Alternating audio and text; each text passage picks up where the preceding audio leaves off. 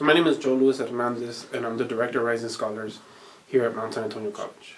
So, as a Director of Rising Scholars, I think I'm responsible for, I want to say, probably 4 domains within the precipice of the program. 1, our funding, the management of it, the spending of it. 2, personnel, hiring personnel, training personnel, getting people that have the lived experience to serve the population that we need. 4, developing the programming for the program, such as like workshops, events, things that we're going to do to kind of support the students in their academic, personal, and professional growth. And I think the last one is also the vision of the program, is where we're going, what we're developing, what kind of partnerships we want to engage with, where we're really looking to kind of expand in each ways of the program, such as, what kind of classes. We just recently got a grant to teach inside the juvenile justice system. The camps that are within our district is a partnership with Citrus College. So then right now I'm trying to develop the programming, as in what courses are we going to offer the students, what workshops are we going to do for the students. So that's really big. Or even here on campus for students here, I've developed with a partnership with the DREAM program to have a summer program where we develop a residency course, a residency component, so students can experience what it is to live off campus or live at a 4-year university. So those are my main kind of goals and focuses, is in 1, keeping the money, bringing in the money, how the money is spent. 2, the staffing, trying to make sure that we have the right people. 4, making sure the students have events and have stuff that's available for them. And then 5, the future of the program, where the program is going, the partnerships, and that type of development. So my job here at Mount San Antonio College, I was recruited in October of 2020 and to come and develop the program. So Mount SAC got a grant around 2017, 2018, and they began to implement it in 2019, 2020, and then they asked me if I would come in and create the program, develop it from the ground up. And so I've been here since 2020 in my current capacity. Previously, I worked at the institution as kind of like a student support services specialist, and then I've also been a student here. So the first school that I went to is here at Mount San Antonio College. I graduated Mount SAC with an associate's degree in behavioral social sciences, and then I transferred to Cal State LA and I got a bachelor's in rehabilitational services. And then I went to Cal State Long Beach for a master's in student development and higher education. And as you can see behind me, I have my stove for my master's program and my hood for my master's. And finally, I transitioned to Claremont Graduate University, where I received my PhD in higher education. I think it's funny for myself, because the first time I came to college here at Mount San Antonio College in 2006, I wanted to be a drug and alcohol counselor, because in 2006 I got clean.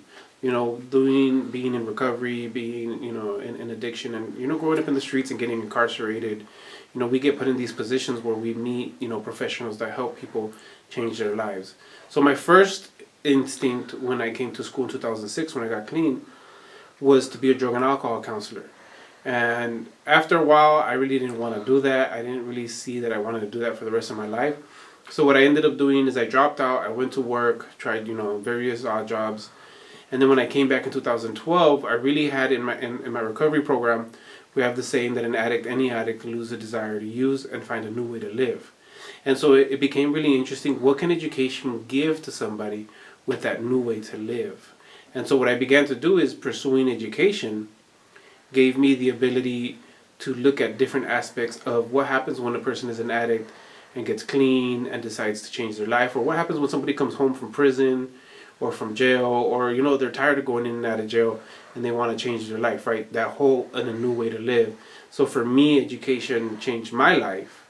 It gave me a new way to live, which is a career instead of a job, well paid, everything that comes with all that. So that's when I began to do the work of trying to be in higher education and making sure that I could work more particularly at a community college, because I believe community college is the platform that helps launch people's careers, that really help those that might have not gotten a chance.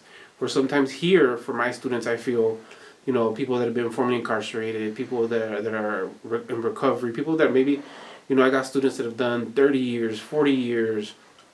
They're in and out of the jail system for 50 years, or were in their addiction. We have students that lived on Skid Row, students that lived in the riverbed, students that were homeless. We had students that had good lives, but they were all doing something that kind of led them down a path of destruction. And so now they're coming here looking for something new. And for me, I believe that hope that they're seeing is really in education and really engaging, like, what kind of career can you have after experiences that they've experienced.